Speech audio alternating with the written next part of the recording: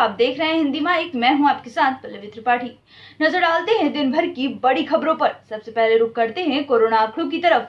देश में पिछले 24 घंटे में कोरोना के कुल 93,463 मामले सामने आए हैं, जबकि 2,177 लोगों की मौत हो गई। वहीं कोरोना से ठीक होने वालों की संख्या 1,51,000 रही। सियासी हलचल के बीच सीएम योगी पहुंचे दिल्ली। उत्तर प्रदेश में सियासी सरगर्मियों के बीच मुख्यमंत्री योगी आदित्यनाथ आज दिल्ली पहुंच गए हैं।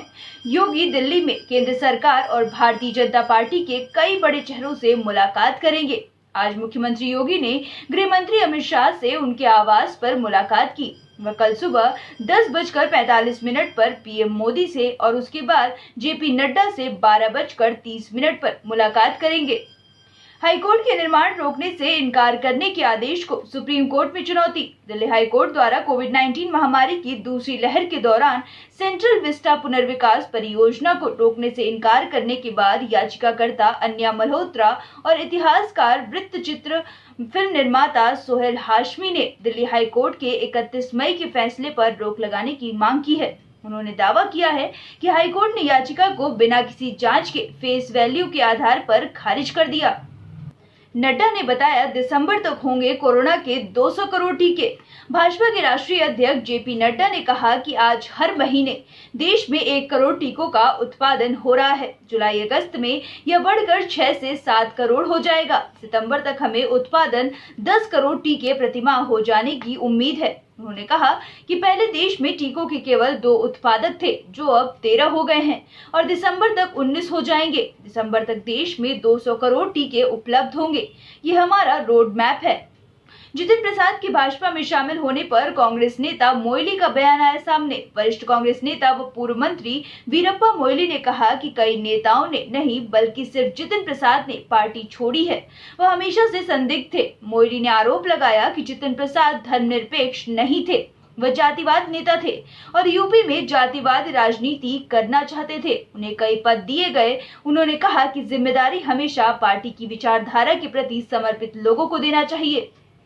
वैक्सीनेशन को लेकर राहुल गांधी के ट्वीट पर स्मृति ईरानी का पलटवार।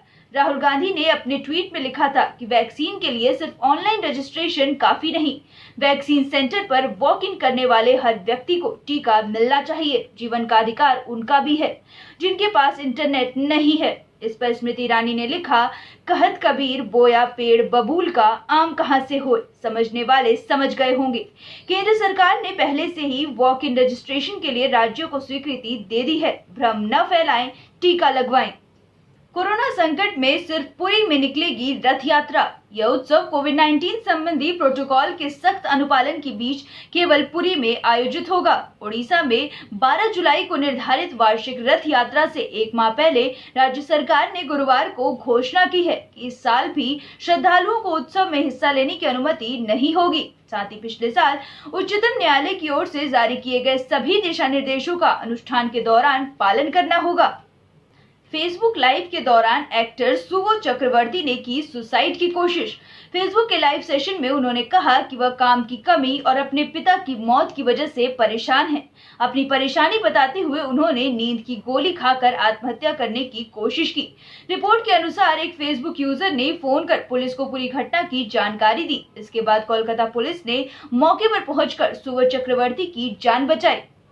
भगोड़े मेहुल चोकसी को लेकर डोमिनिका सरकार ने किया बड़ा फैसला। पंजाब नेशनल बैंक के हजारों करोड़ रुपए की धोखाधड़ी कर भारत से भागे आरोपी मेहुल चोकसी की घर वापसी और करीब आ गई है। डोमिनिका के गृह मंत्रालय की ओर से जारी एक आदेश में कहा गया कि मेहुल चोकसी ने देश के पासपोर्ट और इमिग्रेशन एक्ट का उल्लंघन किया।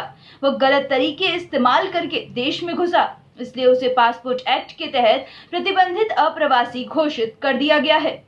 भाकियू प्रदेश अध्यक्ष की अगुवाई में हजारों किसानों ने किया दिल्ली कूच। दिल्ली कूच में सिख निहंग घोड़ों पर सवार होकर निकले। पानीपत पहुंचे गुरनाम सिंह चढ़ूनी का किसानों ने जोरदार स्वागत किया। पानीपत पहुंचे गुरनाम सिंह चढ़ूनी ने कहा कि हमने सरकार के समक्ष कोई नई मांग नहीं रखी है, हमारी मांगे वही हैं जो पहले थी। उन्होंने सरकार से सवाल करते हुए कहा कि सरकार बताए कि इन कानूनों से किसानों को क्या फायदा। फिलहाल इतना ही। खबरों का सिलसिला यूं ही जारी रहेगा। देश और दुनिया की तमाम खबरों के लिए बने रहिए हमारे साथ और देखते रहिए हिंदी माइक। अगर आप हमारी वीडियो YouTube पर देख रहे हैं तो चैनल को सब्सक्राइब करें और Facebook पर देख रहे हैं तो पेज को लाइक करना ना भूलें।